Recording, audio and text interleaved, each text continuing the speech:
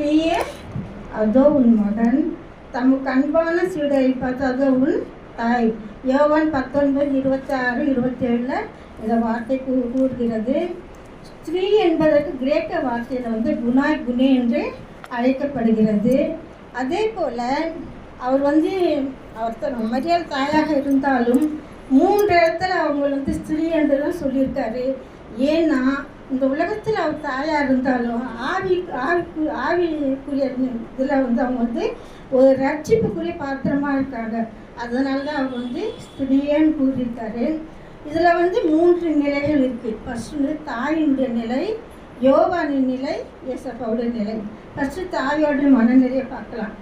எந்த ஒரு தாயும் அந்த ஒரு மனநிலையில் அவர் ஃபஸ்ட்லேருந்து லாஸ்ட் வரைக்கும் அவர் கூடவே இருந்திருக்கிறாங்க. அப்படி இருக்கும் பொழுது ஒரு தாய் எதையுமே தன்னுடைய பிள்ளை படுகிற கஷ்டத்தை பார்க்கவே மாட்டாங்க. ஆனால் அந்த தாய் அந்த இடத்துல பார்க்குற ஒரு சூழ்நிலை வருது. அவங்க கர்ப்பம் தரிக்கும் பொழுது கூட இந்த உலகத்தில் ஏளனமாக பேசப்பட்டிருக்காங்க. இருந்தாலும் பரிசுத்த ஆவியினால் எல்லாவற்றையும் ஒப்புக்கொண்டு இந்த உலகத்தில் ஸ்திரீகளுக்குள்ளே ஆசீர்வதிக்கப்பட்ட ஸ்திரீயாக அவங்க இருக்கிறாங்க. இது போல் இருக்கும் பொழுது அந்த இடத்துல அந்த தாயோட மனநிலை எந்த மாதிரி இருந்திருக்கும். தன் பிள்ளை கீழே விழுந்தாலோ இல்லை ஒரு அடிப்பட்டாலோ தாங்க முடியாத மனநிலை தான் ஒரு தாயின் மனநிலை. இருந்தாலும் அவர் படுகிற ஒவ்வொரு வேதனையும் ஒவ்வொரு இதுவும் அவங்க பார்க்கும் பொழுது அவங்களுக்குள்ளே எவ்வளவோ நினச்சிருக்கலாம். அவங்க இப்போ ஏன் தான் நம்ம இந்த மாதிரி அவரை பெற்றத்துக்கு ஒப்புக்கொண்டோமோ, ஏன் தான் நம்ம கண்ண முடியாது இப்படியெல்லாம் நடக்குதுன்னு சொல்லி அவங்க ரொம்ப மனசு பாதிச்சிருக்கலாம். இருந்தாலும் பரிசுத்த ஆவியானவருடைய வேண்டுதலின்படி கீழ்ப்படிந்து இந்த உலகத்திலே ஒரு மாபெரும் சகோதரியாக, மாபெரும் பெண்ணாக அவங்க மாறி இருக்காங்க. அதே போல் யோவானின் மனநிலை பாருங்கள். அவர் அவரோட மார்பில் சாய்ந்திருக்கிற சீடனு. அதே போல் அவர் கூடவே எப்பொழுது இருக்கிறவர். மறுரூப மலையில் அவர் மறுரூபாக பட்டபோது கூட அவர் கூட இருந்திருக்கிறாரு. எப்பேற்பட்ட ஒரு பிரசங்க மாற்றம் இல்லை கடலுக்கு மீன் பிடிக்கிற போகிறதாவது இருந்தாலும் எல்லாவற்றையும் ஏசப்பா கூடவே இருந்திருக்கிறாரு.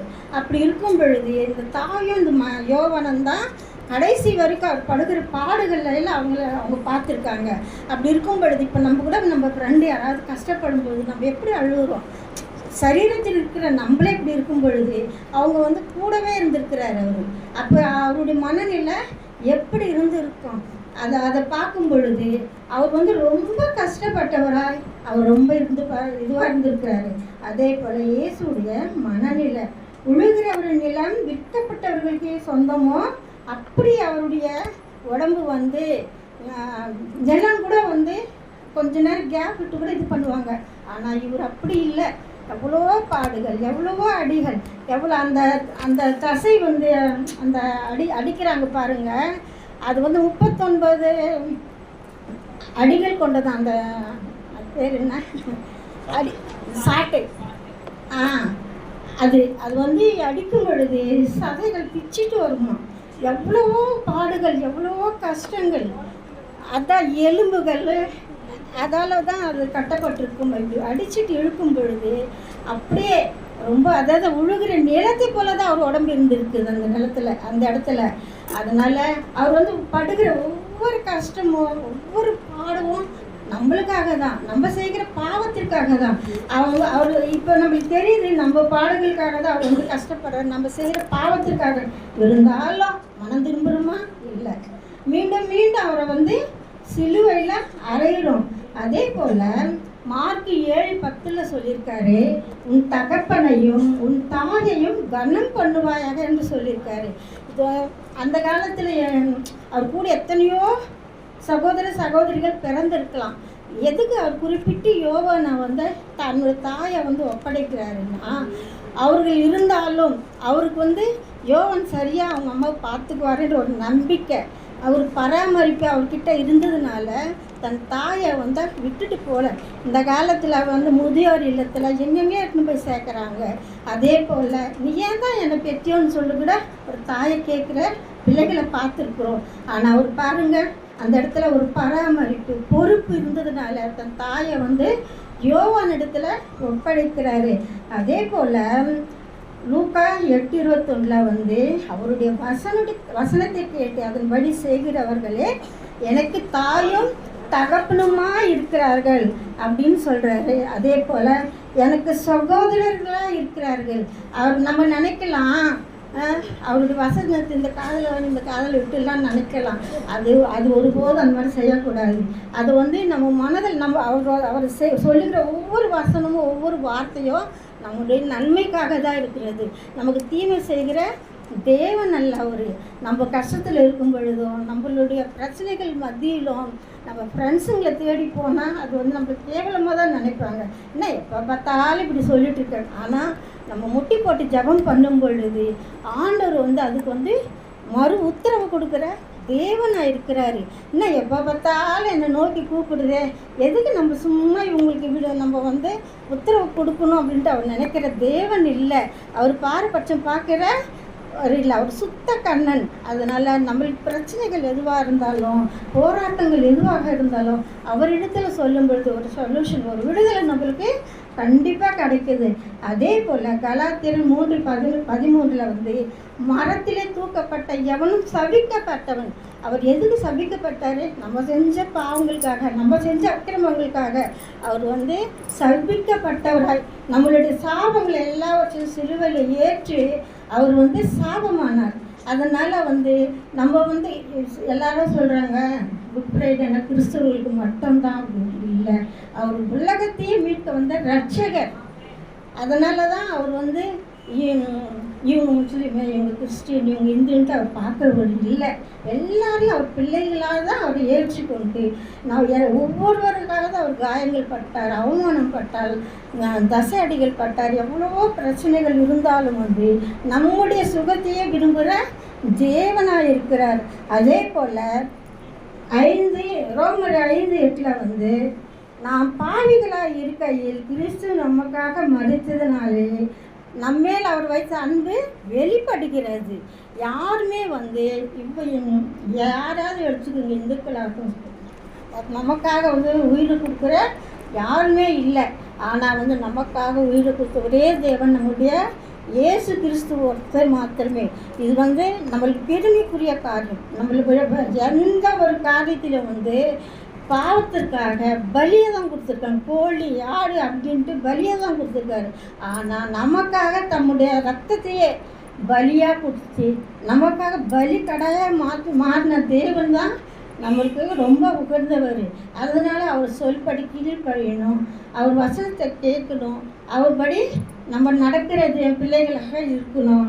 அதே போல் நீதிமொழிகள் 20:20 சொல்லியிருக்கு, தன் தகப்பனையும் தன் தாயையும் தூஷிக்கிறவனுடைய தீபம் காரிருள் அணைந்து போம்.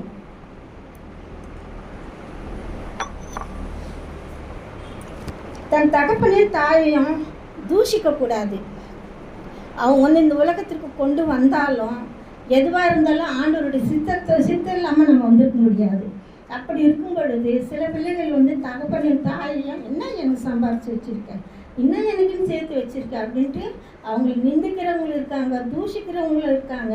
அந்த மாதிரி தூஷிக்கும் பொழுது காரிருளில் ஒரு தீபம் வந்து நம்மளுக்கு அவசியம் தேவைப்படும். ஆனால் அந்த இடத்துல அந்த காரிருளில் வந்து அந்த தீபம் வந்து அணைந்து போகிறதாம்.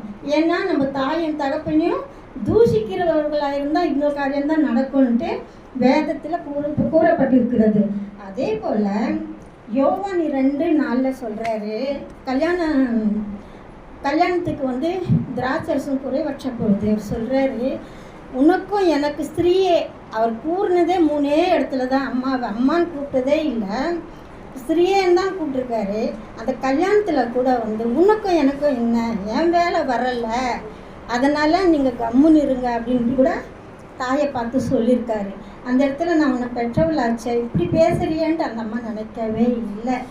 ஏன்னா எல்லாமே படைத்தவர் அவருக்கு தெரியும் எல்லா காரியமும். அதனால் அந்த அம்மா வந்து அந்த இடத்துல கம்முன்னு இருந்துட்டாங்க. அதே போல் யோவான் 14:18 நான் உங்களை திக்கற்றவர்களாய் விடேன் அப்படின்னு சொல்லியிருக்காரு. இந்த மாதிரி யாருமே எங்கேயுமே சொன்னது இல்லை, எந்த இடத்துலையுமே சொன்னதே இல்லை. சில பேர் நினைப்பாங்க, ஐயோ நம்ம பாவம் செஞ்சுட்டோம், நம்ம தப்பு செஞ்சுட்டோம், ஒரு கோழியை வந்தால் இது பலிக்கடாக்குன்னா போதும் அப்படின்ற மாதிரி நினைக்கிறவங்களும் இருக்காங்க.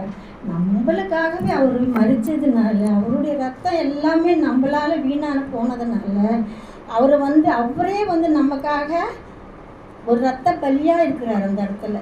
அதனால் நமக்காக வாதாட, நமக்காக போராட, நம்ம கஷ்டங்களை அறிந்திருக்கிற தேவன் இருக்கிறபடியால் நம்ம எதற்குமே பயப்படக்கூடாது. ஃபஸ்ட்டு நில். எப்பேற்பட்ட சூழ்நிலை, எப்பேற்பட்ட போராட்டம், எப்பேற்பட்ட மன கஷ்டம் எதுவாக இருந்தாலும் அவர் சொல்படி நம்ம நிற்கிற பிள்ளைகளாக இருக்கணும். ரெண்டாவது கவனி, அவர் என்ன சொல்கிறாரு, அவர் என்ன செய்கிறாரு, எப்படியெல்லாம் நடந்துக்கணுன்ட்டு அவர் பேசியிருக்காரு, இதையெல்லாம் நம்ம அவர் சொல்படியெல்லாம் இதெல்லாம் நம்ம கவனித்து அதன்படி நடக்கிற பிள்ளைகளாக இருக்கணும். மூணாவது செய். அவர் நம்மளுக்கு என்னென்ன செய்யணும், இந்த உலகத்தில் நன்மை செய்யணும்னு சொல்லியிருக்காரு, பிறருக்கு உதவணும்னு சொல்லியிருக்காரு. அந்த மாதிரி செயல்கள் எல்லாம் நம்ம செய்கிற போது அவருடைய பாசத்துக்கு, அவருடைய அன்புக்கு நம்ம உகந்த பிள்ளைகளாக மாறுகிறோம். அதனால் பாருங்கள், இந்த அவர் எவ்வளோ அடிகள் துன்பங்கள் பட்ட சூழ்நிலையிலும் தன் தாயை மறக்கலை. அவர் அப்படியே விட்டுட்டு, ஐயோ எனக்கு நீ இந்த மாதிரி இந்த பூமிக்கு கொண்டு வந்ததுனால தான் எனக்கு இவ்வளோ கஷ்டம் அப்படின்ட்டு அவர் நினைக்கல. அவர் எவ்வளோ அடிப்பட்டாலும், எவ்வளோ கூட பிறந்த சகோதரிகள் இருந்தாலும் நீங்கள் பார்த்துக்கோங்கன்ட்டு அவங்கள விடலை. அவங்களுக்குன்ட்டு ஒரு சேஃப்டியாக ஒரு இடத்த ஒரு சீடனை அமைச்சு தான் இருக்கிறார். அந்த சூழ்நிலையிலும் அந்த ஒரு போராட்டத்திலும் தன் தாயை தனிமையாக விடலை. அதனால தான் இந்த உலகத்தில் நம்மளுக்கு போராட்டம் உண்டு. இருந்தாலும் நம்ம ஆண்டவரை தேடும் பொழுது அவர் எல்லாவற்றையும் விடுவிக்கிற வல்லவராக இருக்கிறாரு. உன் ஆபத்து காலத்தில் என்ன நோக்கி கூப்பிடு, நான் உன்னை விடுவிப்பேன். நீ அறியாததும் எட்டாததுமான பெரிய காரியங்களை செய்கிற தேவன் நம்மோடு இருக்கும் பொழுது நம்ம ஏன் கவலைப்படணும், நம்ம ஏன் கஷ்டப்படணும்? எனக்கு பேசணுன்ற ஒரு ஆசை. நேற்றுக்குள்ள வீட்டுக்காரர் இருந்தார். உள்ள சினிமா பாட்டு ஓடுது, நான் எப்படி மெசேஜ் எடுப்பேன்? இருந்தாலும் வெளியில் உட்காந்து என்னால் முடிஞ்ச அளவுக்கு ஆண்டவர் எனக்கு கொடுத்த தாளம் இது, ஆண்டவர் கொடுத்த படிப்பு, அதை நம்ம வீணாக்கக்கூடாது.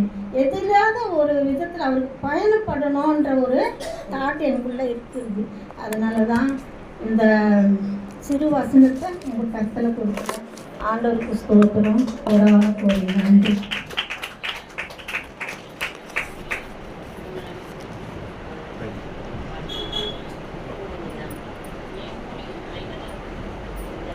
அல்லேலூயா.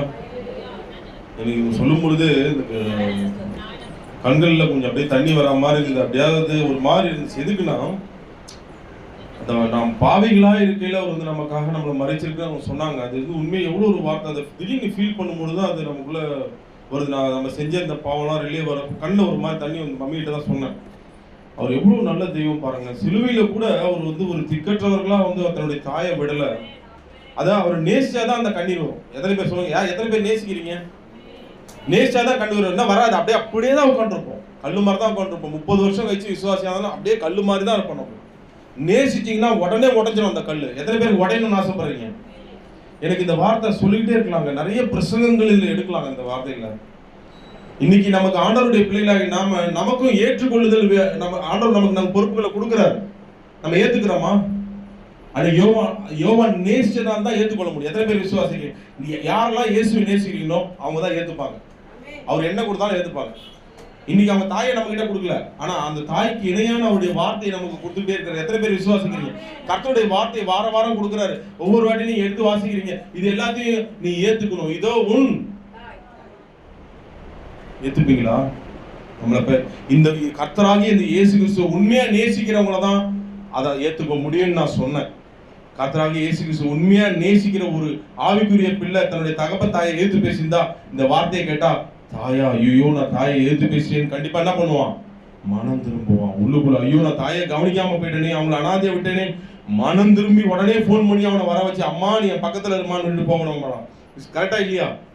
அதே போல ஒரு கொடிய பாவி பெண்களின் மீது இச்சை கொண்ட ஒரு காம மிருகம் இந்த வார்த்தையை கர்த்தராகிய இயேசு கிறிஸ்து விசுவாசி மனதார அவன் ஏத்துக்கிட்டானா, எப்பேற்பட்ட பெண்களையும் சின்ன பிள்ளைல இருந்து பெரிய பிள்ளைக்கு எடுத்து பொல்லாத அந்த மனது கொண்ட அந்த மனது மாறி அவங்கள கூட தாயா ஏத்துப்பான். எத்தனை பேர் விசுவாசிக்கிறீங்க? கர்த்தருடைய வார்த்தை அவனை உள்ளத்தை உடைத்து அவனை பெண்களை மதிக்க வைக்கும், தாயா அவனை பார்க்க வைக்கும். அதுதான் நினைச்சா அப்படியே எனக்கு கண்ணை தண்ணி வந்துருச்சு. இயேசுனுடைய அன்பு ஒரு கொடிய பாவியை கூட மாத்தி இருக்குதுங்க. எத்தனை பேர் விசுவாசிக்கிறீங்க? ஒரு பெண்களை தப்பா நினைச்சு தப்பான பார்வையில உள்ளுக்குள்ள வச்சிட்டு இருக்கிறவங்க கூட, ஐயோ நான் பார்த்துட்டேனே, அவங்களாம் எனக்கு தாய் மாதிரி மரியாதை மாதிரி எல்லாருமே தெரியுறாங்களேன்னு கண்ணில் தெரிய ஆரம்பிச்ச உடனே அவங்க எல்லாருமே மரியாதை ஏற்றுப்பாங்க. எத்தனை பேர் விசுவாசிக்கிறீங்க? தாய்மார்கள்ன்ற அந்த பேர் உண்மையானதுன்னு சொல்லி அவன் தாயாவே ஏற்றுப்பான் ஒரு பெண்களே. எத்தனை பேர் விசுவாசிக்கிறீங்க? அதுதான் உண்மையான மனம் திரும்புதல். ஆண்டவராகிய கர்த்தருடைய அந்த அன்பு எப்பேற்பட்ட கொடியவனையும் மாற்றும். அல்லேலூயா. அவருடைய வார்த்தையை ஏற்றுக்கொள்ள வைக்கும். இதுக்கு பார்க்கும்போது எனக்கு கண்ணு அந்த நினைச்சு பார்த்துட்டே என்ன கண்ணீர் அப்படியே வந்துருச்சு.